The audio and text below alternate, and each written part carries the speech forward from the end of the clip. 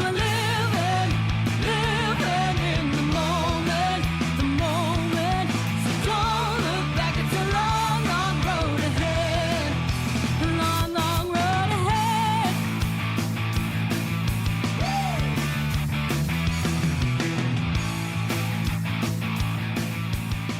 Hello, and welcome back to Better Buddies. I'm your host, RJ. With us this week, it's Tanner. Hello. And the return of the prodigal son, it's Calvin. Hello. Our Better Buddies icebreaker this week. How did you get that scar of yours? Which one? Take your pick. Gonna have to narrow it down a bit. Do you want the one where no one believed you from the injury, or the one where your leg is broken, or the one where you're... I don't know, you got multiple. Which one do you want to talk about? I have a number of scars.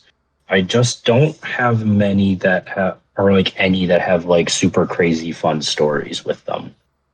I mean, mine's not that crazy fun, so I got a big old scar on my wrist, right, like, behind my thumb, where the thumb and the arm connect. The hand and the arm connect, right behind the thumb there. The wrist? Yeah, on my wrist. I got a big old circle scar on my wrist. I'll point it out to you next time. Actually, you've seen this scar. I've had it since I was 17. Yeah.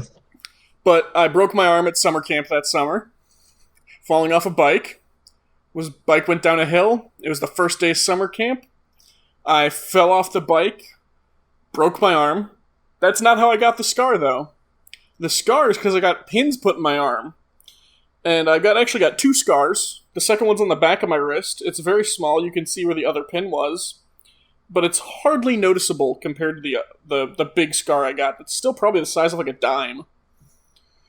Now, the big scar is because that same summer, after I had pins and a cast on my arm, I was at a wedding, and there was one of those dances going where you like hook arms and like go in a circle, and the person who was on my arm slipped on some water that spilled on the dance floor and fell, and I was a chivalrous gentleman who, without thinking, caught them on the broken arm. Put Nice. all of their weight onto the cast and pushing the pin into my arm. Nice. Yeah. And when it finally came off a few weeks later, the doctor looked at it and said, yeah, if you left that for another couple weeks, that was going to be infected. Oh. Yeah. That sounds like a good time. And then, of course, mothers being how they are, my mom was like, here are the exercises you need to do to make the scars like not be as bad when it heals over. And I was like, what are you talking about? I want a cool scar. So yeah, that's how I got my scar. Nice. Yeah, I was just counting the scars on my hands. I'm up to like 10, I think. 1, 2. Yeah, something like that. Most of them are boring. One of them I got when I was cutting vegetables for dinner, just like slipped and took a nice slice in my finger. So I got a nice scar from that. Another scar, same finger, my index finger on my left hand had a knife and I was like whittling and I just slipped and took a nice slice. That one was when I was working at a summer camp, and then I just went to like the health lodge. They checked it out. They're like, yeah, good enough. Then went to a doctor like a week later and he's like, yeah, you definitely needed stitches, but it's also definitely way too late. So that scar is going to be a lot bigger than it needed to be. And then I've got a scar on my pinky from when I was like, I hooked it on a chain link fence and I just kind of like ripped it open. Assorted other ones that I'm not really entirely certain from. I got one that's like a metal shard from a hammer that I was using from, so I think it was when I was splitting logs. Are you telling me you're so strong you destroyed a hammer? No, I'm so stupid. I was using the wrong type of hammer on a like axe or a wedge or something, and it was like wrong type of metal or something like that, and the metal shard splintered off and like stuck into my finger. I got a new like one to this believe last you're year. strong. Well, thank you. I got a new one this last year on the back of my hand, on the back of my knuckles, that I think it's still here. It's been about a year, so I think it's just going to stick around. I was climbing up a ladder on a dock in the ocean, and the ladder was covered in like barnacles and oysters Ooh. and stuff like that. And I'd been climbing up the ladder successfully multiple times. And then I finally just like reached up because the tide was a little low, so you kind of had to reach high and pull yourself up. And I just kind of like threw my hand up there, ended up punching them, and just like sliced my hand open. And yeah, so I think I have scars from that now because those are there. But the big fun scar is like 1, 2.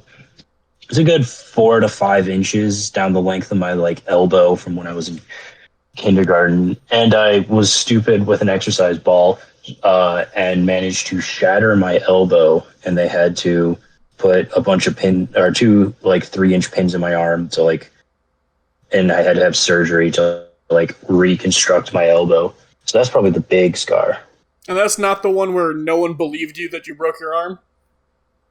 No, that one didn't leave That's a a different scar, one? but no, yeah, that was the second time I broke my wrist. Technically, I thought it was the first time I broke my wrist, but when I shattered my elbow, I actually broke my wrist at the same time, but we didn't know because everyone was focused on the elbow. And then when I broke my wrist the second time, they were like, "So, second time you broke your wrist," and we were like, "What?" Yeah. I mean, that's what happened when I broke mine. They looked at me, they're like, look, we could just, like, leave this, but you have a higher risk of, what's the fucking hand degeneration thing? My brain's trying to tell me it's Parkinson's. It's not Parkinson's. Arthritis. Arthritis, yeah. That's the one.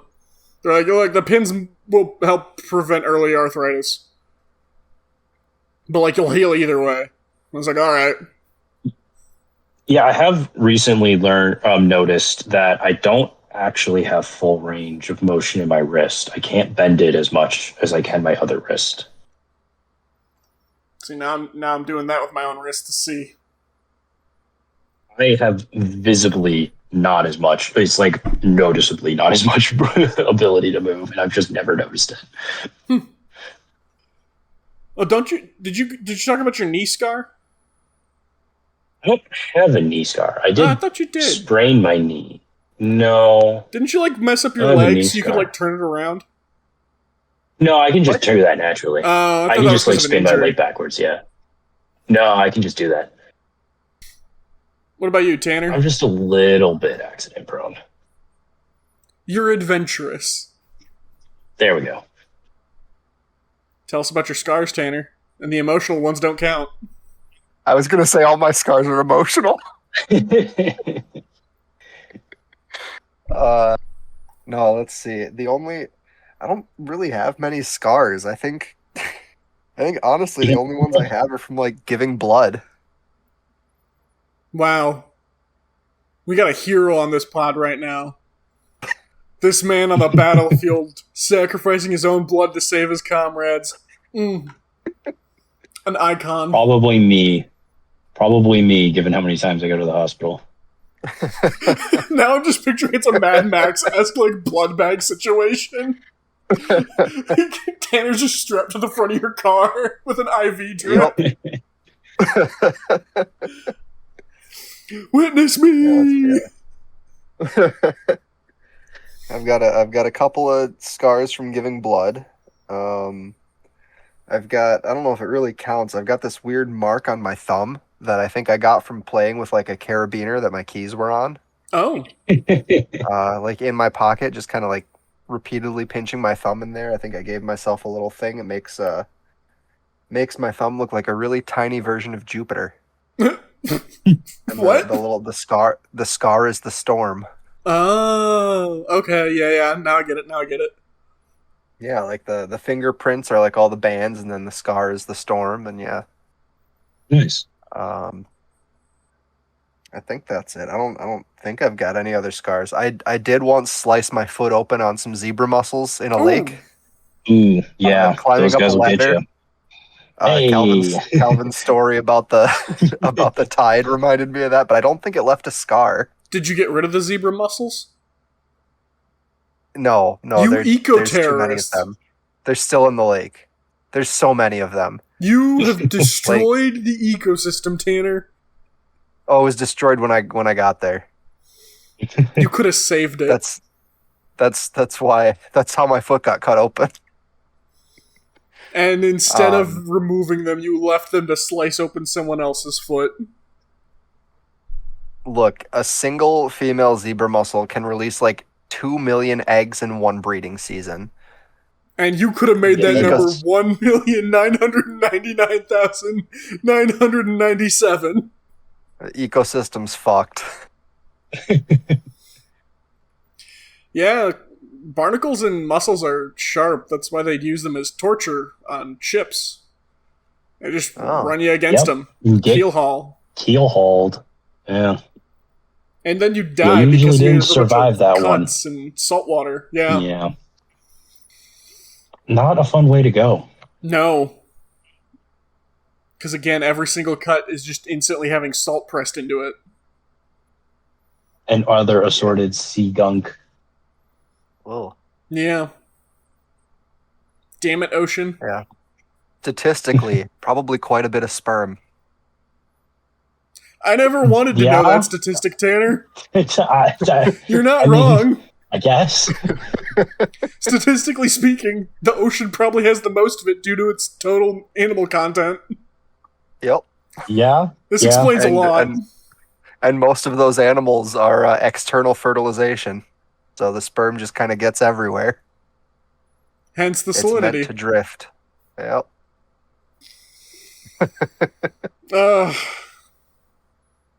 No, I used to be okay with the ocean, and you've really just ruined this for me.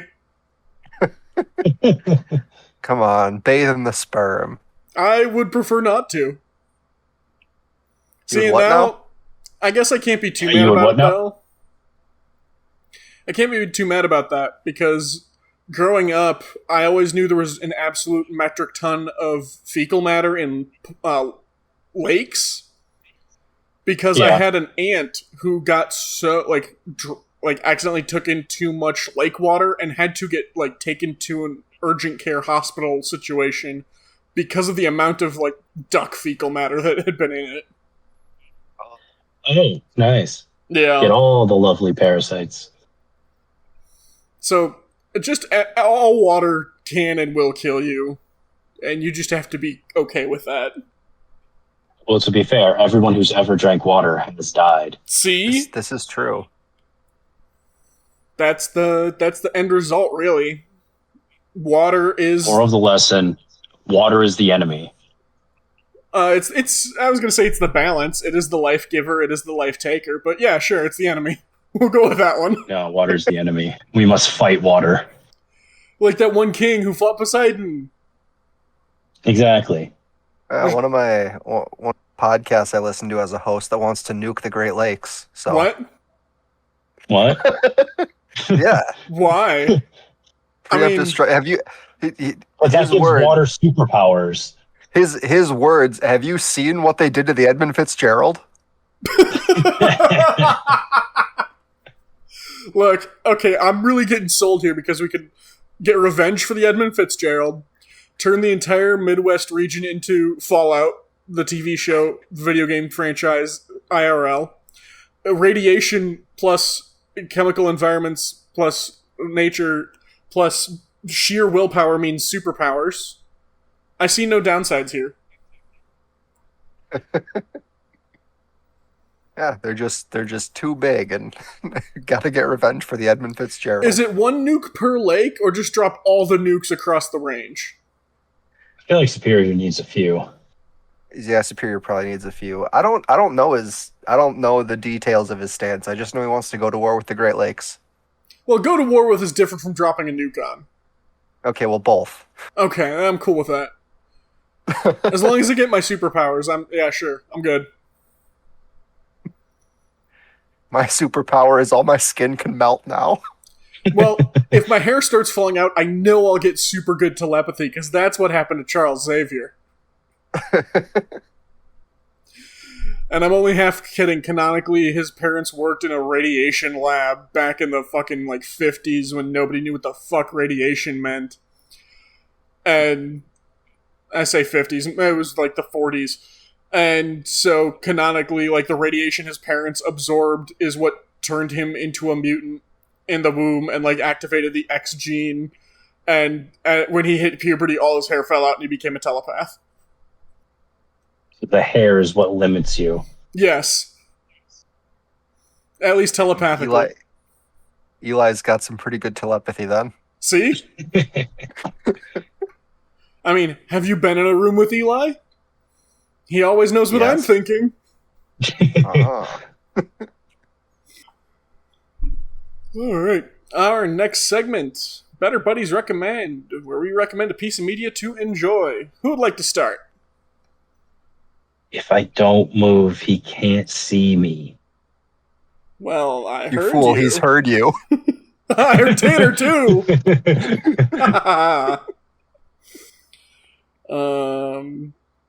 Alright, I'll go first. I'm going to do a mini recommendation of Code Ment, because I don't think we've actually ever recommended it on the show. We might have, but it's probably been years. Oh, it would have been years. It's a abridged series where English-speaking people took I guess the English-speaking part doesn't really matter. YouTubers took an anime and recut it and redubbed over it to make a comedic retelling. It's very dumb, very stupid, very old in the terms of the internet. I did not realize it came out in 2010 and earlier. Yeah. Which, 16 years later, we don't talk about that part. No, we don't talk about that part. It's old enough to drive, Calvin. I don't know what you're talking about. It came out yesterday. Old enough to drive. It utilizes the Code Geass anime, which is a fantasy fighting robot totalitarian government rebellion anime that I watched back in high school and don't remember enough of besides basically the abridged version. Is this the one by Purple Eyes WTF? Yeah. It is indeed. Okay. Heck yeah, it is. We rewatched some of it this past weekend, and boy howdy, I forgot how much I enjoyed it, and I will probably go back and watch all of it again. It's pretty fantastic. It also reinforces my belief that you can understand the plot to any anime if you watch an abridged version. That's part of the point. I don't know about that so much, but... Dude gets random weird powers from a green-haired woman and uses them to overthrow the government. Does he, though? Yeah, basically. Yeah, but I don't think you get that from the plot of the show. the abridged, the Code Ment. Well, I'm going to have to go back and rewatch to confirm. But yeah. It is also the source of the soup store meme that I don't think most people know the source of. There's no soup at the soup store. Why are you buying clothes at the soup store? My actual recommendation is the most recent, because I finally hit the end of what's available, Thursday Murder Club book. It came out in last September, 2025. The Impossible Fortune. We meet the gang, the Thursday Murder Club, at a wedding. Joyce's daughter, Joanna, has gotten married, and at the wedding reception, the best man approaches Elizabeth and says, "Help, someone's trying to kill me." And it turns into a whole thing where they have to, help him out, but when they go and, meet him where they're supposed to meet him, he's not there, his office has been ransacked, and lots of powerful people want to kill the best man because him and his friend run a cold storage facility, aka, hey, if you want to store sensitive information or objects off the grid, you store them with us because that way the information's not online or accessible by any, digital means. And so, of course, it's a speculation of, well, what do they have in there? Allegedly, he's got, like, access to a fortune's worth of Bitcoin. And so trying to get the codes to be able to get in, and the various people that get involved. There's also a running side plot where Ron's daughter is married to an absolute dirtbag criminal who's beating her. That's part of the start of the book. And his daughter finally stands up for herself and is like, no, get the fuck out of the house. It's in my name. You will never come near me or our son again. Because earlier in the series, you met Kenrick, Ron's grandson, who's an absolute delight of a child. And so the subplot is Ron having to help his family deal with a crazed cocaine user / dealer who is out for revenge. They also develop the Connie Johnson, another criminal side character who Ibrahim has been being the psychotherapist for. Ibrahim encouraged Connie to do some mentoring and give back to society, and so Connie is mentoring another up-and-coming young criminal. The book also highlights Elizabeth, as in the last book, she lost her husband, Stephen, and it's been a year in between books, and she is coming out of her depression, especially thanks to, hey, here's a murder to solve. They're really fun, engaging mysteries, and both humorous and sobering looks at what it means to get old. Because it's a bunch of, like, 80-year-olds at this point. Interesting. Yeah, it's a really fun series. They made a Netflix movie / show about it in the last year or so. Oh, is that the one with Pierce Brosnan? Yeah. Was that Netflix that did that? Yeah, that was Netflix. Okay. But it's with Pierce Brosnan, and it's about a bunch of retired people in Britain that solve cold cases. And then the first one, somebody gets murdered at the retirement village they live at, and they're like, oh boy, we have a murder we can solve! Pierce Brosnan's character is Ron. He is a labor organizer who, like, did a lot with unions, and spent most of his life getting his ass kicked because of it. Yes. Yeah, Elizabeth is an ex-MI6 agent, Joyce is an ex-nurse, and Ibrahim is an ex-psychiatrist. And they solve murders. And they're much more effective than the police. Partially because Elizabeth is ex-MI6. The Netflix version has a 6.5 out of 10 on IMDb. Oh and no! a 77 on Rotten Tomatoes. What was the I Rotten didn't think it Tomatoes? did well. 77. Okay, that's not as bad. Oh, brother. No, but that's still not good movie numbers. No. Nah, brother. I'll be honest.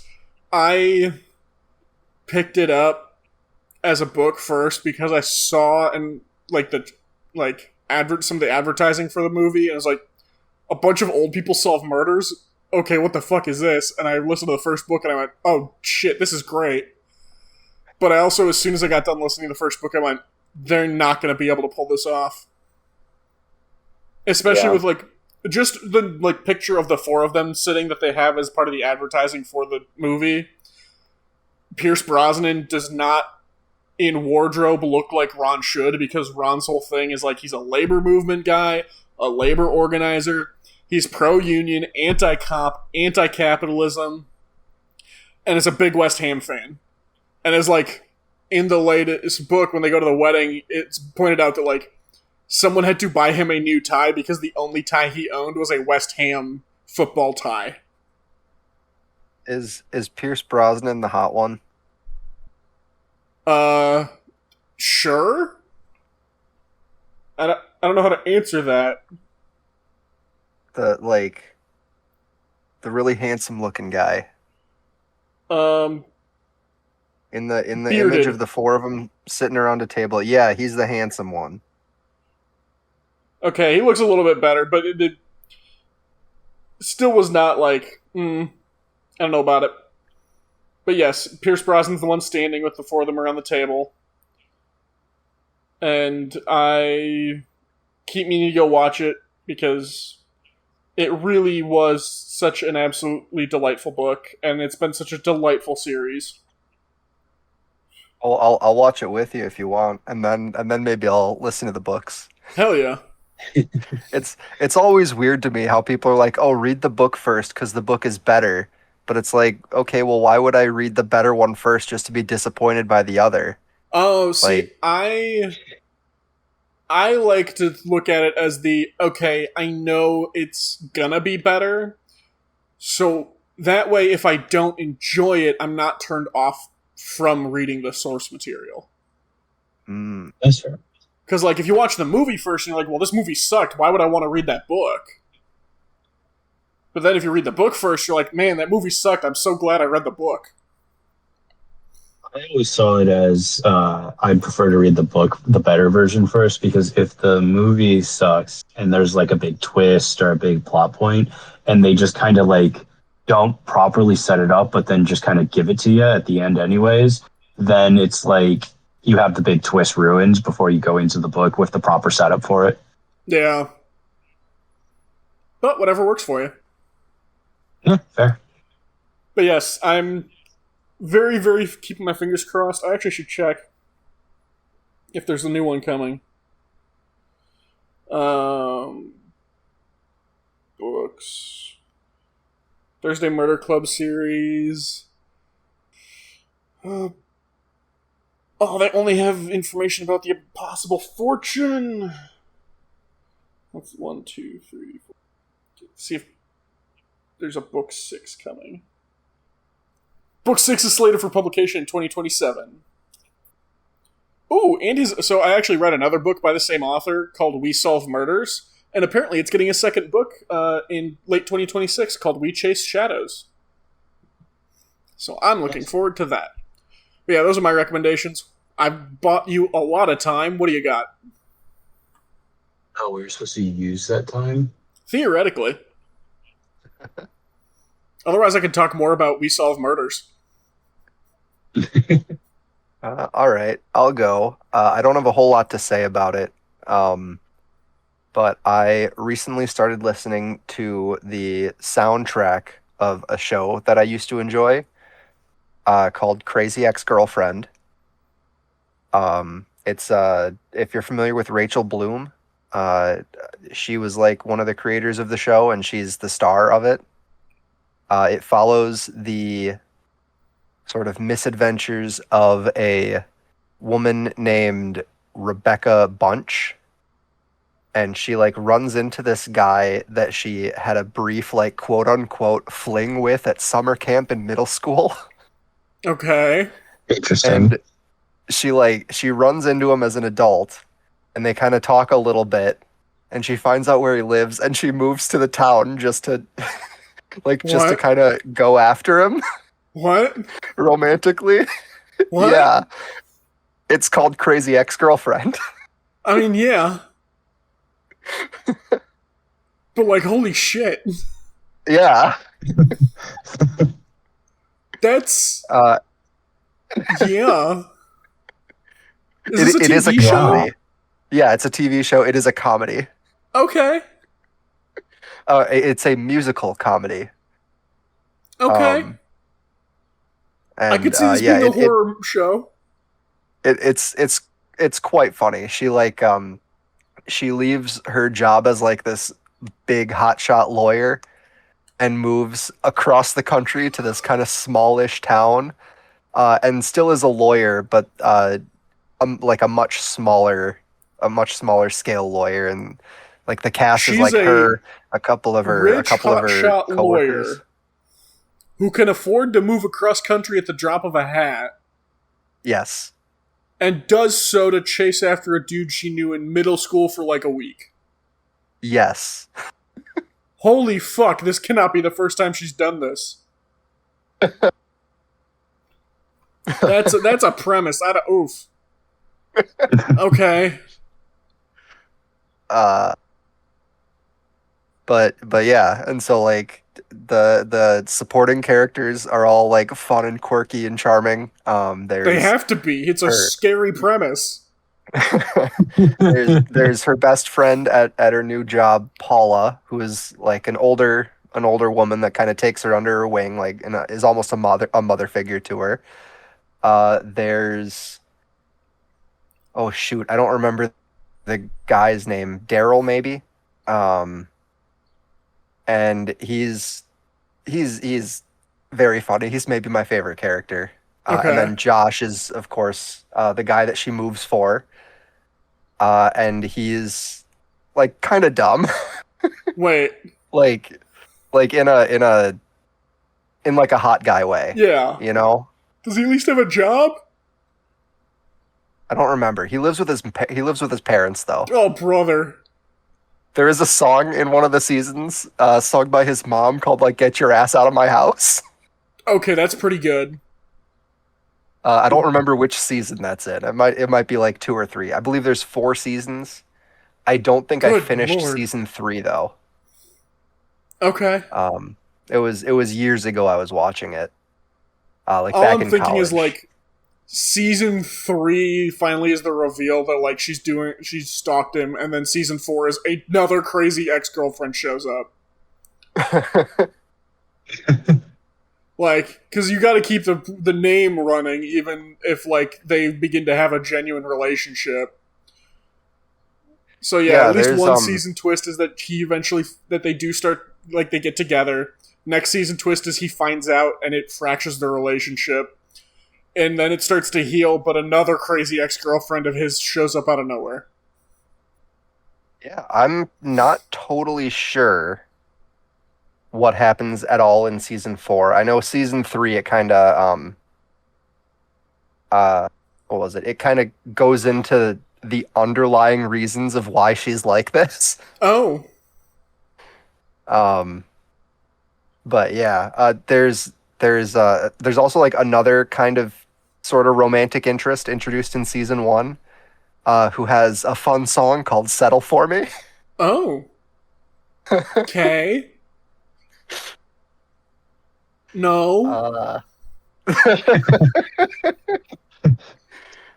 There's a song that Rachel sings in season 2 called "The Math of Love Triangles," and that's one of my favorite songs in the series. Okay, that could be pretty fun. She does like a Marilyn Monroe ditzy kind of like, "Oh no, I'm in a love triangle," and like we're gonna learn the math of it, and then like a bunch of professor guys come in and they start doing like triangle math, and she's like making like they're all making triangle puns, and it's ridiculous, and I love it. Okay, that's pretty good. That's funny. That's funny. Hell yeah. That sound. I appreciate the that it's a musical, because I think if it wasn't a musical, the premise was going to lose me. Yeah, it's like surprisingly humanizing Yeah. toward her, but it's also like you see her kind of trying to hide the fact that like the Like she's reason a why she moved. Psycho. Yeah, and like even in like the very first song of the series, she's like, you can see her kind of trying to convince herself that that's not why she moved there. Hell yeah. Calvin, we've bought you a lot of time. Did you though? Is that really 20 minutes of it? A lot of time. Well, I guess I don't know if I've recommended these before. There's a very strong probability that I have, at least one of them. But I guess basically the only other podcasts that I really listen to are Warhammer stuff. So I'm going to recommend some of the Warhammer podcasts I really like, because everybody should be in Warhammer. Warhammer's great. The 3D printing has been slowly but surely, as my nails are like getting gouged into the floorboards, dragging me towards it.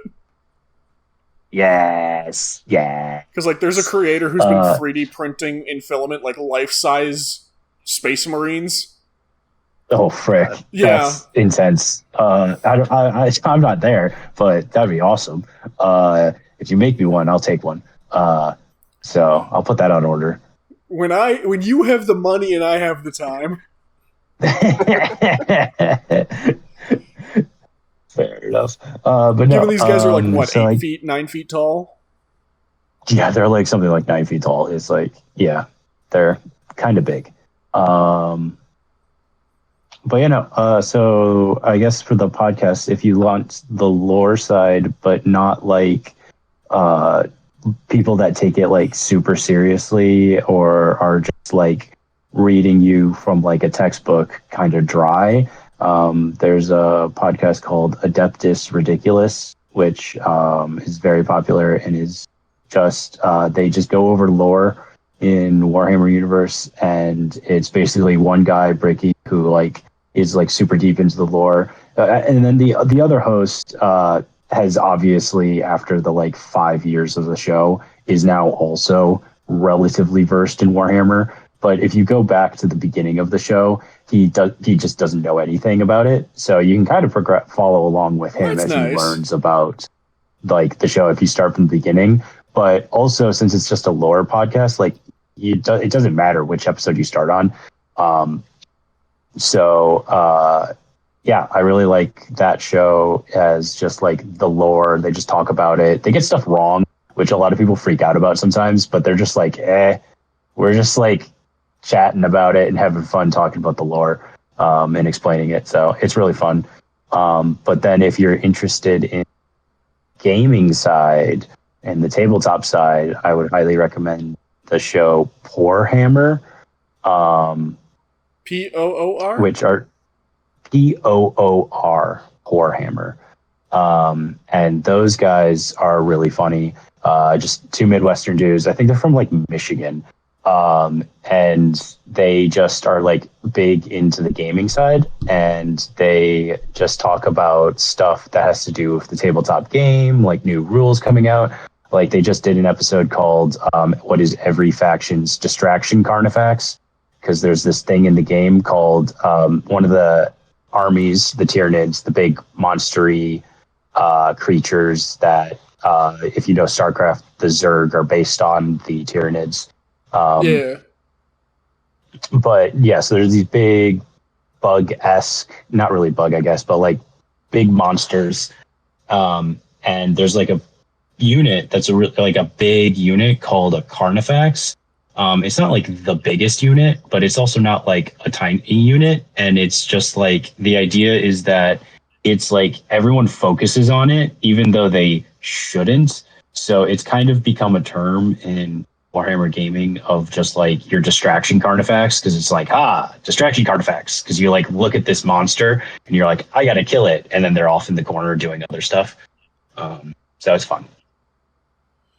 So I actually had heard of Poorhammer, but not because of the show. Oh, really? There is a subreddit of the same name that is all about how to make terrain and miniatures and things as goddamn cheap as possible. Yep, because Warhammer is expensive if you want the official stuffs. And it's really cool for like the crafting and kit bashing stuff of it, because like the painting side, like there are people who will just glue like a gun to a rock and then paint it up so it looks like there's a Space Marine holding the gun. That's funny. Yeah, there's paper modeling, just lots of like how to reuse, reduce, recycle, and like do that fun stuff. So it's a pretty cool little forum, and the show sounds like a neat aspect that is unconnected entirely. Yeah, the show's doesn't really have anything to do with that side of the name. They have a couple episodes, I think, that kind of talk about how to get into stuff cheap, but they more just are like actually talking about the game rules and updates to the game rules and stuff like that. But they do have some fun episodes. Like they do have an episode of just like rating the drip of every model. Oh, hell yeah. In like each faction. So they go through a faction and they just rate everyone's drip. That's a pretty good one. They do a couple game show episodes of like Family Feud. And they get a couple other creators in the Warhammer space on, and they do stuff like that. So they do some fun stuff as well with it, but they typically focus more on that tabletop aspect of it. So if that's what you're interested in, they're like super cool. They're super awesome. I think they just posted today a new episode that's like how to play Warhammer because the new edition just came out. So it's like a new introductory episode to be like, this is the tabletop game. And what edition are we on now? 11. Okay, that's better than I was afraid of. My head was going 16. Well, he's been around since forever. But in the last few editions, they've gotten into a cycle of 3 years for an edition. Okay, it feels a little fast, but I get it. Cool. I'm probably gonna check out that lore one, especially if there's somebody on it who doesn't know the lore that can be the like audience surrogate. Yeah, that's definitely at the beginning. If you listen to the later episodes, he very much is like he's just big into the lore now because I mean he's been in a lore podcast for like 5 years, so he knows the universe now. But if you go all the way back to the very first episode, which they hold up because they're still very good. So you go back to the very first episode, which is a good episode, and he doesn't know anything beyond a few things, but like for the most part, he doesn't know anything. So if you go all the way back to the beginning, yeah, he's like he can be like the audience surrogate of just like, I don't know how you explain this to me. Hell yeah. Cool. Our next segment, How to Be a Better Buddy, where we give some real and some humorous advice. Our first question this week, and I'm so glad you're on for this one, Calvin. Do you ever regret not living and working abroad? Every day. Every day.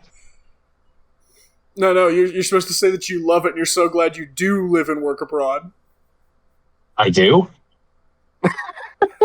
We call them women now.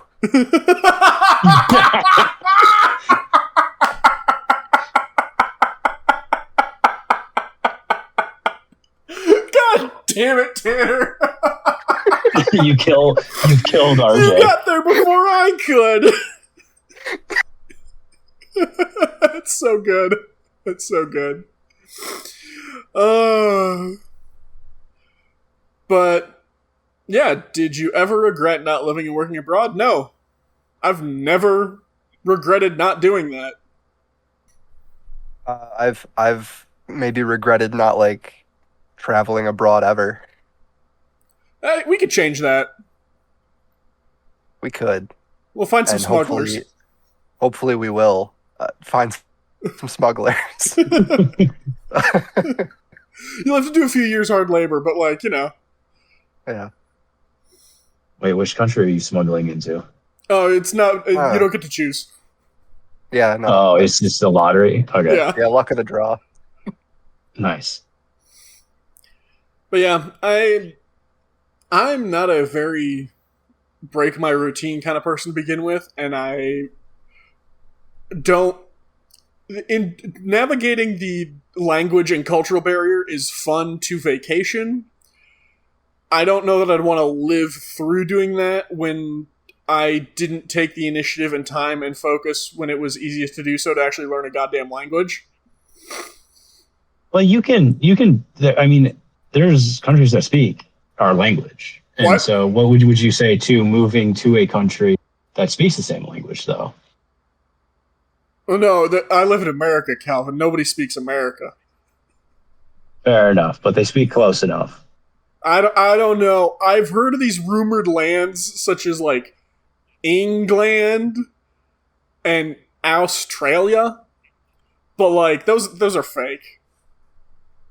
I mean, Forget King England. Arthur's fake, and he's from England, so it must be fake, Yep. right? Unless you're telling me King Arthur's real, and I can go find Excalibur. Oh Don't no, know that you Excalibur was buried with him. So it's out there. Somewhere. I'll find it. Beyond the mysterious beyond. But yeah, no, I'm good. Sometimes I think about it, but I think that's more of like ideation rather than regret. Fair. Now is a very understandable time to have ideation about that. Calvin is our resident globetrotter. Any pros and cons you want to throw out there for living and working outside your home country? I don't know. I think it's fair to say that it's not for everyone. It is difficult at times. I would argue that it's not as difficult as it sounds if you go to a country. Obviously, if you go to a country that speaks the same language as that, that's going to be the easiest one, obviously. So if you do speak the language of the country you're moving to, I would say that it's typically there are tons of challenges, but I think in some ways, some people overestimate those challenges. But to be fair, in other ways, other people do underestimate those challenges. So I don't, it's not for everyone, but I definitely think people should go out more and try and push beyond their comfort zone more. Whether that is just travel, I think everyone should travel to a different country, see the world, see different cultures if they can. It's a big barrier. I totally get it. The world is stupid expensive right now. So that sucks. But I don't know. I'm obviously in favor of it, given that I do live in a different country than where I grew up. But yeah. I think it's great for pushing your boundaries. It's great for growing as a person, as an individual. You get experiences that you just wouldn't be able to get where you're from. And you just meet all sorts of people. Hell yeah. The perception I've gotten between knowing you and like social media and news articles and stuff is that like one of the hardest aspects actually is the job if you're going to live abroad, because you have to get a work visa, and that's doable, but you also then have to find a job that's going to have a foreign worker, essentially. Yeah, and that definitely varies on the country and what country you're coming from. Obviously, some countries are easier than others. Some countries, if it's in like Europe, obviously they have the Schengen zone. Like that doesn't even count. That's easy mode. You can just walk across the border. But yeah, so definitely the job is the hardest part. But if you can find that job and then you got the visa situation, it doesn't necessarily just get easier. But that is definitely, I would say, the largest hurdle usually. Like once you hurdle it the first time, doing it successive times is more manageable because you have past experience.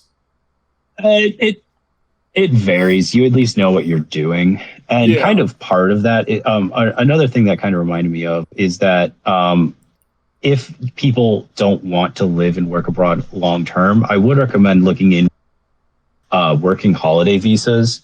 Because some countries have working holiday visas with other countries, agreements and stuff, where it's just like, you get a visa for a year. And you can just go and you can just basically work part-time jobs, casual jobs, and things like that. Like you don't necessarily have to have a job that's sponsoring a visa because it's meant for a working holiday. It's meant for short term. It's stuff like that. Unfortunately, it's usually just rich countries giving benefits to other rich countries. But it's definitely something I would recommend people look into if it's an option. The U.S. sucks because the U.S. I don't think has many. Because we don't reciprocate to like anyone. So usually it's a reciprocal thing. So I'm not sure if the US actually has many working holiday visa options for places they go. But I do know a lot of other countries, there's places you can go that have like working holiday visas. I'd never heard of working holiday visas. I don't know if it's quite an officially like a working holiday visa, but I've heard New Zealand, it's pretty easy to like work while you're there to pay for your holiday. I think New Zealand might actually be one of the only ones that the U.S. has a working holiday visa, but because I have heard similar things, so that could be that. Hell yeah. The other unfortunate thing though with that is that often there is a age restriction because they want young people. because they want to try and entice people or spend money, or I don't actually know really what the rationale behind that is, but I do know some of the working holiday visas cap out at 30, so you have to be like under 30 to be able to get it. They want the 20-year-olds for their jeans and the 60-year-olds for their money. Yeah. Cool. Our next question: how do I get more of a masculine face? With the further details, hi guys. I know folk will say keep body fat low and train neck, but what else can I do to look more manly in the face? I feel I appear like an unscarred man at 27. Well, lucky for you, there's a hot new kid on the scene. Oh boy, who is it? Tools. I'm not going to mention his name, actually. Well, but he's a hot new kid on the scene with tools. Yeah, using tools on his face to... Like what? Like a rake? I don't a shovel? I don't think we really want to endorse bone smashing, do we? No, but I want to endorse boning and smashing. No, fuck that. Don't injure yourself. Unless, hear me out. Unless you're fighting a bear, and then you have a good story with it. And then you get a scar on your face. That's so much cooler than I was going to say step on a rake and have it smack you in the face. You fight the bear. You gotta earn it. Fight? Ooh, you want a scar? We just told you all about how we got our scars, so just do all that stuff to your face. Yeah, give blood from your face. Break your face. Yeah, smash your face into particles. Wait, no, I thought we weren't gonna break faces. No. That's the bone smashing like hammer bullshit. This is like, no, you have to like fall off a bicycle, smash your face on the ground, get pins put in your skull, and then when you're dancing, catch somebody with your head so that the pin gets pushed in. Just combining it all. Yeah, just do all of it. Let's see. But with your face. A masculine face. Have you tried growing facial hair, and then you can tell people that you're hiding a scar with your facial hair? That's so much better than what I was about to suggest of be dehydrated. Oh, because it's this the weather. No, thank you. Yeah, well, really. It sounds like the person wants to seem older than they are, right? Have scars, and like the facial hair is the really good choice. My thought process is going to like, because I've been on such a Dune kick in the last year.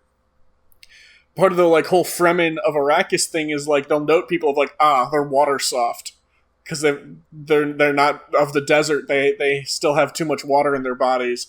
It's like if you go hang out in the desert and are super dehydrated, you will be very weathered very quickly.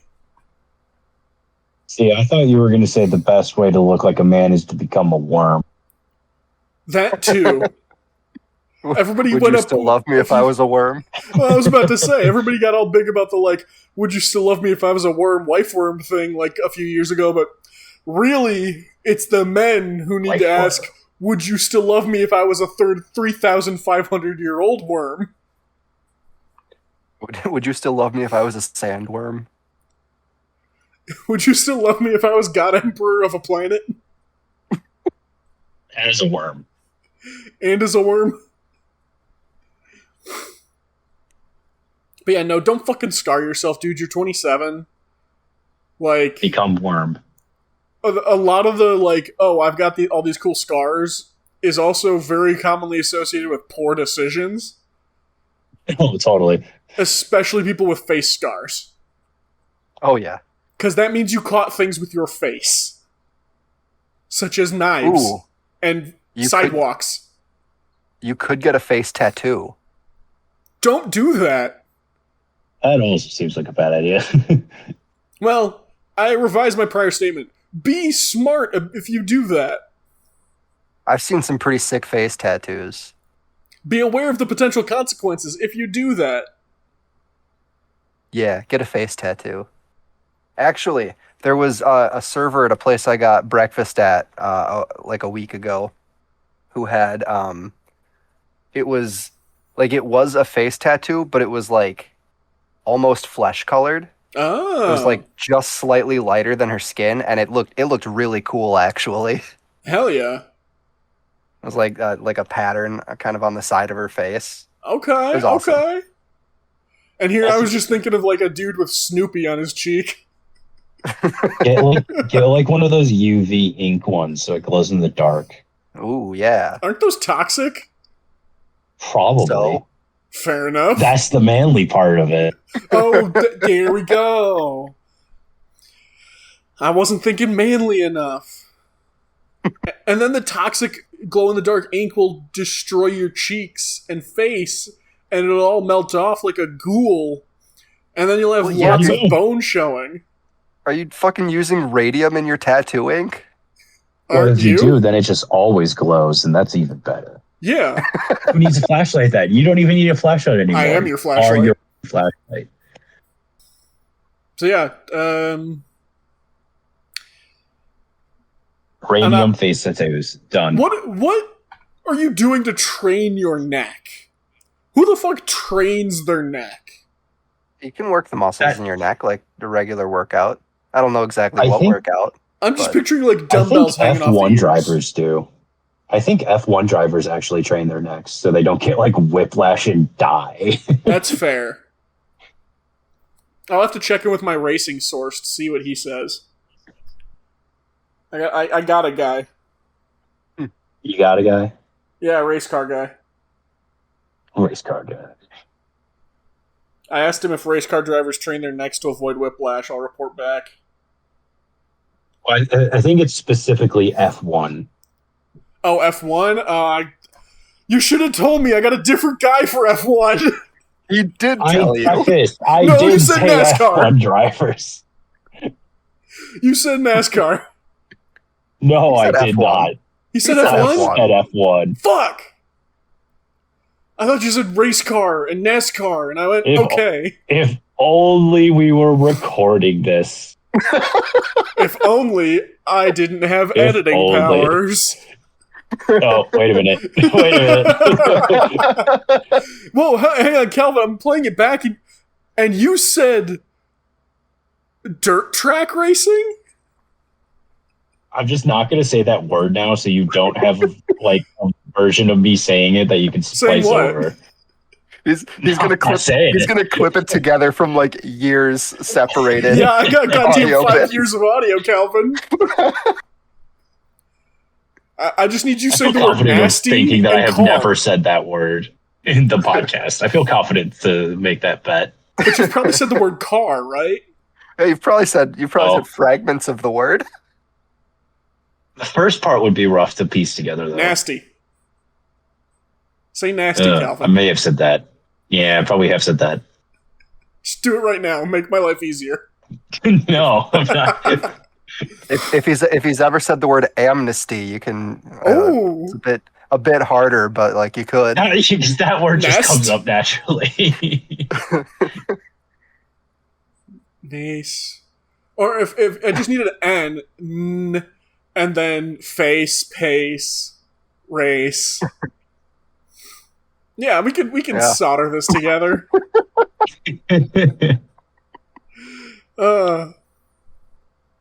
Well, on that note, what? Hang on, I've got an addition to one of last week's questions, the one about movie quotes to live by. Oh yeah.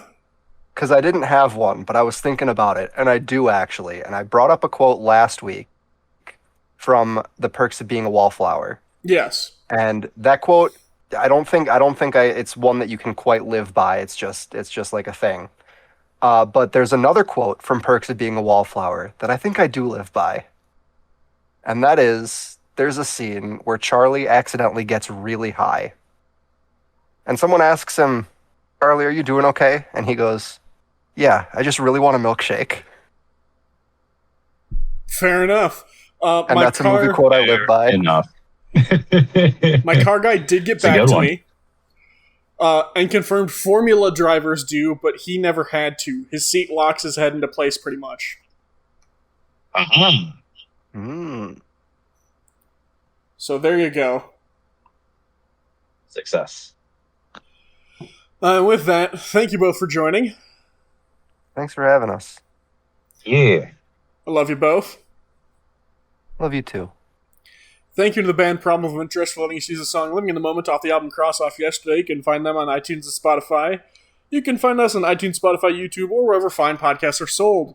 We're also on social media. Our Facebook is Better Buddies. Our Instagram is Better Buddies Cast. Our email is betterbuddiescast@gmail.com. You can send us fan art, hate mail, declarations of love and or war, icebreakers you want us to answer, or questions you need advice on. And last but not least, be a better buddy.